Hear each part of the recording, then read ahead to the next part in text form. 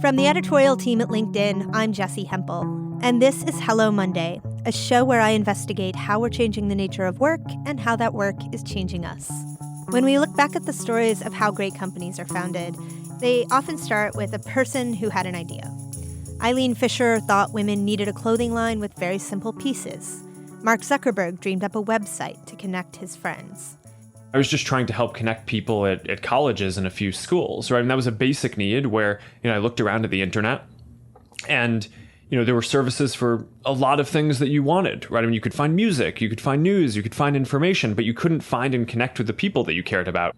But anyone who's ever actually tried to come up with something new knows that that is never really the full story.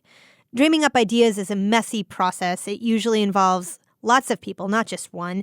And figuring out which of those ideas are worth pursuing is a different exercise altogether. That skill, though, knowing how to come up with ideas and then how to hone them, it will be one of the most important skills for any of us to get down. So this week we're tackling that, ideas. I want to know where they come from, if they're any good, and how we figure that out. And, of course, what do we do with them? I'll talk to Tim Brown. He runs IDEO. That's a consultancy that helps businesses think up new things and solve creative problems. I first met Tim 15 years ago now. That was a time when design was really about making objects pretty. But Tim believed that design could be applied to anything. He was trying to spread the notion that anyone could use a basic design process to solve business problems. Today, Tim's thesis has gone mainstream. Many companies like Apple and Uber and even LinkedIn have entire design research departments dedicated to this. Of course, once you've arrived at a good idea, you have to test it. So later in this episode, Caroline Fairchild will go deep with a company that attempts to build startups by doing just that. But first, Tim Brown. Tim, you have made a career out of helping people find their way to good ideas. So where do ideas come from? They come from nothing. That's so scary. That's what makes it such an exciting and difficult process, right? Is that at some point a new idea doesn't exist, and then another point it does exist. So they're coming from nothing. So there are starting points. There are many, many starting points, but they are reference points, or they're the points where you ask the question. Then if the world already had the solution for you, then it wouldn't be creative. What you were doing isn't creative. So you have to have this comfort with the fact that you start with nothing. The thing that's unique about trying to solve a problem creatively is that by definition it has never been solved that way before, which is different when you're trying to solve a problem as an engineer, actually, because the point of engineering is it is a problem that's been solved before, somehow, somewhere, and there's an equation to support that idea, right? And so the search, when you're creative problem solving, when you're designing, the search is not just for the solution, but it's almost the search for the way of getting to the solution, which is why, as designers, we spend so much time going out into the world, talking to people and looking at them and understanding them. We're almost searching for the right question to ask. What is it you need? What will help make your life better? And because we're searching for the question, we're searching for the right way of getting to the solution. And then eventually we find the solution, right? We find the new thing, the new product, the new service, the new way of the new form for that product to take so that it's a better fit with your life and everybody else's life. And so that mystery, that kind of ambiguity is what really screws people up when they're trying to be designers, because there's no formula. Right. You're entering into a sort of imagine like it's a fog. You sort of, and you've got this little boat, and that's your design process. But you row into the fog. You've no idea where the other side of the river is or the other side of the lake. You know there's something there probably somewhere, but until you start rowing and getting out there, you don't discover it. And eventually, through all this hard work of exploring different things, the fog starts to part, and you see the bank on the other side, and eventually you get to it after a lot of hard work. And it's that confidence. It's what my friend and colleague and founder of IDEO, David Kelly, calls creative confidence. It's not just the ability to have ideas, it's the confidence to act on them. It's the confidence to actually try and leap into this process, even when you don't know what the outcome's going to be. What happens if you're rowing in the boat and the fog never lifts? Then you row back to the bank and pick another problem. Sometimes that happens, actually. Honestly, sometimes you explore something and you can't make sense of it all. You can't get to a point where you can do something real. I mean, it's what sometimes I see design teams do this. They explore, strategize. They're in this abstract world of what's the problem. They never actually get to something. It's why it's so important in the world of design to start making something, whether it's a piece of code or a physical thing or making a movie, whatever it is. Make something pretty early, because otherwise it's very easy to stay in this kind of abstract space. As a young child, were you comfortable with not knowing? I think it becomes a bit of a routine thing where if you just make things, and I spent a lot of time as a kid just making things. I mean, building models, making paintings and drawings, and so the moment of having nothing was pretty short lived, right? Because I'd get up in the morning and say, I'm going to paint this thing today, or I'm going to make this thing, and it all started off with my obsession over Lego. Legos are awesome. They are awesome, totally awesome, and so that comfort with having nothing almost becomes a routine thing. But has several decades at IDEO given you a formula for where ideas come from? I don't know that it's given me a formula, although it's given me a high degree of confidence that I know where they don't come from, and they don't come from out of my own head. Ideas come from interactions with the world, mostly through interactions with other people, to be really honest with you, and the world that they live in. And so if you're not having those interactions, if you're not putting yourself in the place to be inspired by how other people exist and the things that they do and the things that they're excited by, you won't have new ideas. I depend on ideas. They are my currency as a writer and a person working in media. And I'm always surprised to find that when I feel dry and I look up, I realize that I actually haven't read anything new or outside of my filter bubble in a week, or haven't sat down with a colleague I haven't spoken to in a while. Totally. Or you get into these patterns of thinking you're doing something new, but you're reading the same things over and over again, or you're putting yourselves into the same situations over again. And I think that the further you go into your career, the easier that it is to fall into that trap, I think, and sort of arguably that's why people change jobs and put themselves into different situations. Not something I've been very good at, actually, but... Can you tell me about a time that you made a bet on somebody as able to bring in new ideas and that bet fell flat? I've had a few examples of getting excited about bringing a new craft or discipline into IDEO and it not working. I mean, the first one I can remember is when we started to realize, actually, in order to do what we do, we kind of needed to understand about business a bit more and get a little bit more open-minded about that. Business was a useful thing. And the first time we tried that, I remember one or two folks coming in to IDEO who were traditional business consultants. They come through the traditional consulting background, and it totally failed. And it failed because the way they thought and what they were trained to do was different from the way we thought. They were taught to think very analytically in a very structured way and sort of extrapolate the past into the future. And that didn't connect to the way we thought. And we hadn't figured out how to give them our methodology, right? We hadn't figured out.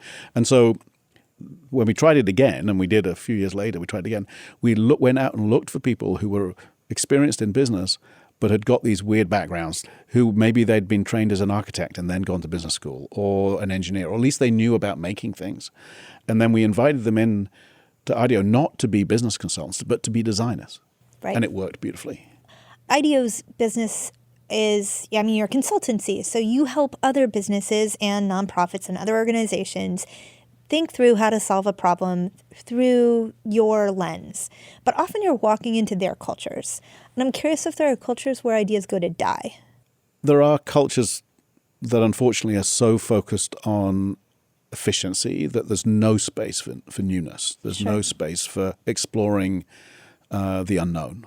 Mm-hmm. And so it's not that ideas go there to die, that ideas never live in the first place, right? Or they struggle to live in the place. They're like these tiny little weedy plants that are trying to break through the surface and they tend not to make it. I want to know, if somebody is, say, 22, what would you advise them to do if they're interested in design? The important decision I know I made when I was, actually before I was 22, I was probably 16 or 17, was not be dissuaded from the passion that I had to kind of cross normal boundaries in terms of what I was interested in. So, I went through the English school system where you're expected to specialize really pretty early on. By the time you're 18, you're supposed to have decided that you're going to be an engineer, or you're going to be a doctor, or you're going to be an artist, or whatever it might be. Right. Where did you grow up? Near Oxford. Got it. And yet I was this weird kid who studied engineering, physics, art, and history because I loved them all, right? That passion about crossing boundaries, I realize, has been incredibly valuable to me as a designer, because design is about crossing boundaries. Design is about worrying about the technology and the human being and the business, or worrying about how something looks or how something feels and also how something works. And so if you think that that idea of crossing boundaries, that idea of being interested in not what is inside a conventional silo or space or professional discipline, but what might connect different ones together, then design's a great place for you. Sure. Is it a growing place? Seems to be. When I moved to Silicon Valley or San Francisco in the late 1980s, I'm guessing there were less than a couple of hundred designers living in the Bay Area. Now there are thousands. Yeah. Because every company has built design into what it does. And not just every company. More and more nonprofits are building design into their activities. In other parts of the world, not so much San Francisco, but governments are building design. I mean, I've got many friends who play really interesting roles as designers within parts of government around the world today. If we think that the job market has changed in the last 20 years, the way that it might reshift in the next 20 years as artificial intelligence goes from something that we talk about and experiment with to something that sort of remakes our economy from top to bottom. I mean, I can't help wondering what it's going to be like when people start turning up as teams instead of individuals. Not teams of people, but teams of individuals and their technology. Okay, explain that to me. Well, if you think about it today, so the biggest asset I had anyway in my career, and many of the designers who come and join IDEO have, is they turn up with themselves as a person and their portfolio, which is the evidence of the work that they've done. But I think that it won't be that long before people are turning up with pieces of technology that have learnt with them over time that are personal to them. Nobody else could have them because they're based on that person's experiences that make them better at what they do. So essentially they're turning up as a team. As a team of an individual human being and the kind of package of technology, if you like, that they bring with them. And it's not skills anymore. It's not the fact they know how to use Microsoft Word or they know how to code, but there's literally I mean, I almost can't imagine what they're going to be, but I just sort of have this intuition that we're going to have people turning up with technology that acts alongside them in order to make them better at what they do, and that we'll be hiring them as teams. So what's the form factor for that? I mean, that, intuitively, as somebody who has written about technology for a couple of decades, that actually sounds right to me, too. Think about my relationship, for example, with Siri, my relationship with Alexa. I just set up Google Home. One sort of simple example, but relevant one here is, we already know that people turn up with their networks. Right. And those networks are valuable to the businesses that recruit them. So if you turn up with a great LinkedIn network, and you've used LinkedIn really well, you're more valuable as an employee than somebody who hasn't. So already you're turning up as a team. You're turning up with LinkedIn and the way you've used LinkedIn. So that's whatever. But Tim, my network, it's people right now. That's people. Yes, it is. But it's managed by a piece of technology, right? Sure. The only way that network of people has an existence is because of the technology. And then the knowledge that flows, particularly through a network you have within LinkedIn, it can be quite substantial, right? So that's a really early, maybe relatively crude version of it. I think in the future it might be, hey, I've developed a tool for the way that I manage my time that works really well for me so that I can actually be more effective in the job that I do that's not available to anybody else because it's been the way I've personally evolved over the last 10 years in my career or whatever it might be. I mean, so it's essentially the idea that a software application or series of applications will grow with you, such that, and maybe we're actually experiencing the unintended consequences, negative consequences of this now as we look, for example, at like the concerns we have over our social media profiles and the questions about the data that we've given to Facebook. But the other side of that remains that there is something there that will make us more efficient as humans. Well, maybe more efficient or maybe more creative. So as a creative person, the thing that's most important, makes me most effective, is where I get my inspiration from, right? Where do new ideas come from, right? Well, for a lot of people, it's new experiences. They go off and travel or they meet new people, have great new conversations. But you could imagine building over time a way that you get inspired, that works for you, that might be pulling images from around the world. It might be pulling the right news feeds. It might be connecting you to the right people. And the way that you curate that and marshal that makes you a far more creative person than somebody who doesn't do that well. And if you turn up as a package with those two things, you're a more valuable creative person. So I could easily imagine that happens in the future. We're going to take a break for a message from our sponsors. So I've got a new podcast in my rotation, and I'm burning through the back catalog. I think that when TV showrunners Liz Craft and Sarah Fain started recording Happier in Hollywood, they probably didn't have me in mind as a listener. It's a pod about all the things that I am not. A working TV writer, for example. A resident of Los Angeles, and don't even get them started on traffic. But the thing is, I'm really into it. Because Liz and Sarah have been friends since high school, and you can tell. They talk about everything from the goings-on at the writing room to the ins and outs of time management as creatives to the traffic on the 5. And why do people on the West Coast always say "the" before highways anyways? I don't know. The point is, it's totally relatable. Every episode is full of concrete, actionable ideas for being happier, more productive, more creative, no matter what gets thrown your way. And a fun fact. Liz and Sarah chronicled the entire first season of their new ABC show, The Fix, on the podcast, from pitch to pilot to production.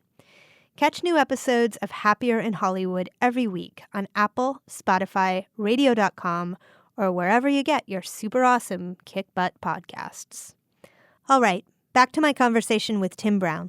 So I also just want to go back to this idea of me as a we, as the team me, the idea that in the future I'll have some sort of technological assistant or a series of assistants.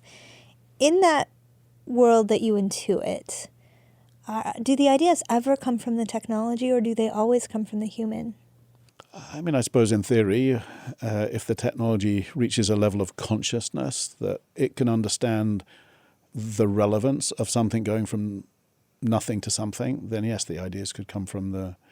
Today, that's not possible because the technology isn't capable of that level of consciousness. Because it's not so much having the idea, it's realizing you're having an idea that's the important piece, right? And that requires a high level of consciousness about what it is you're doing, about realizing how it's new, where it's new, why it applies to the problem that you're trying to solve. It's hard for me to imagine that being done through something that's purely kind of algorithmic. So it's sort of like an idea is not about the creator, but about the editor, and that you need to be your own editor. Well, I've always believed that it's why the world of your world and my world is pretty close together, actually, because the creating the words and editing the words in your world are all part of ultimately the same act, right? And that's true in design, that creating the idea and then editing the idea, refining the idea, making the idea make sense to other people is all part of having the idea. Well, it's interesting to me that we've been talking about ideas, and we haven't labeled them good ideas or bad ideas.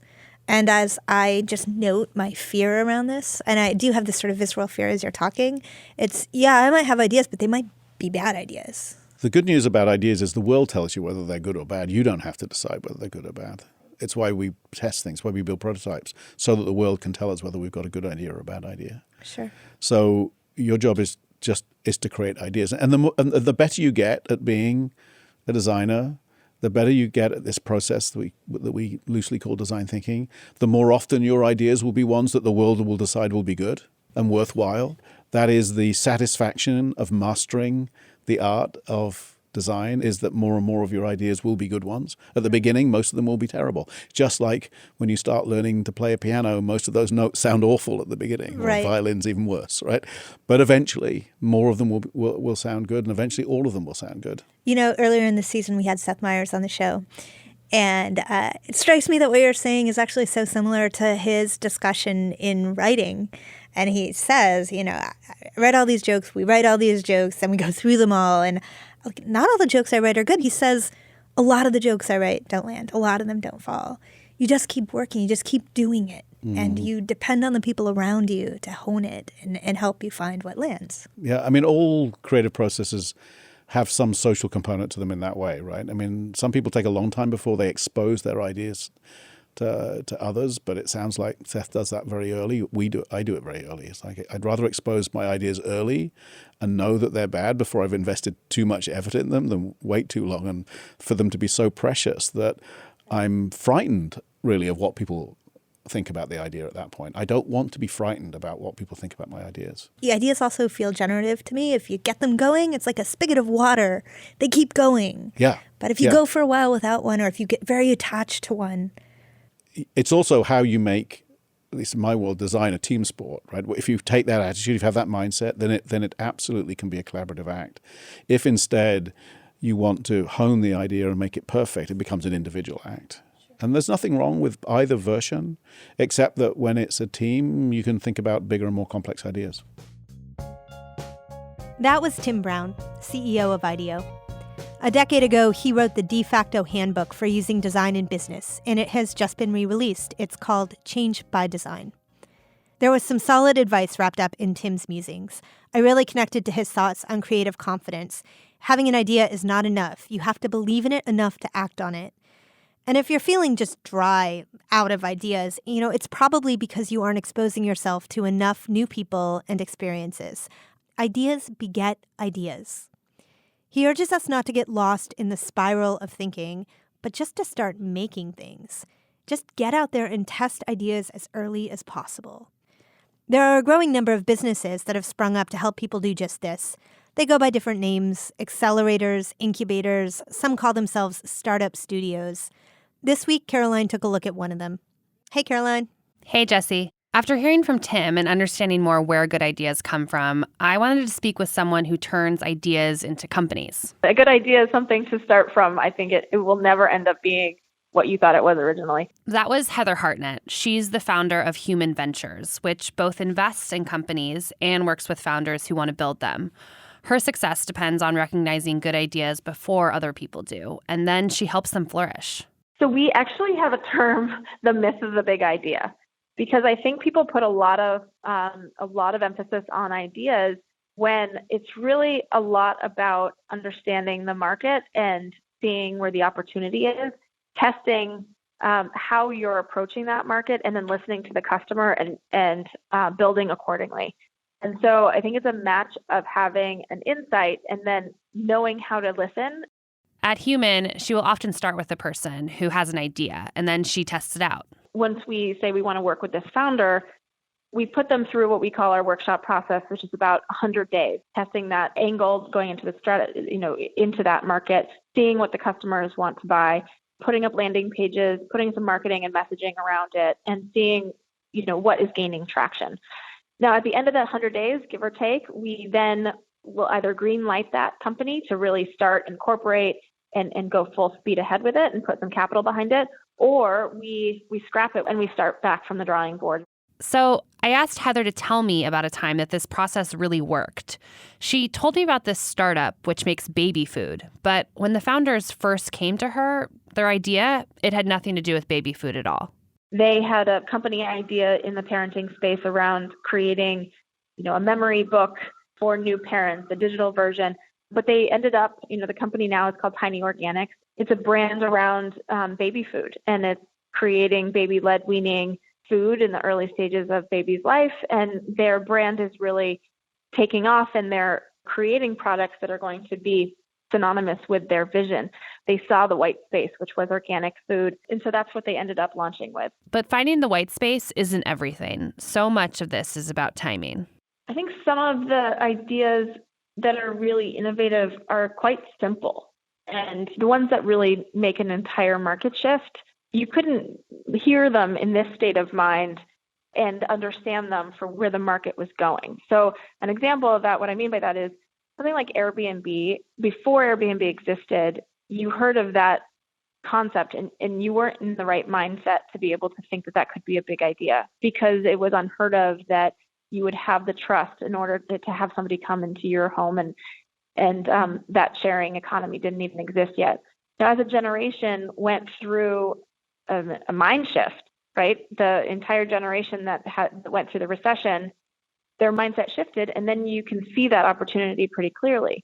Heather shows us that ideas, whether they're big, like Airbnb, or smaller, like Tiny Organics, they all have one thing in common.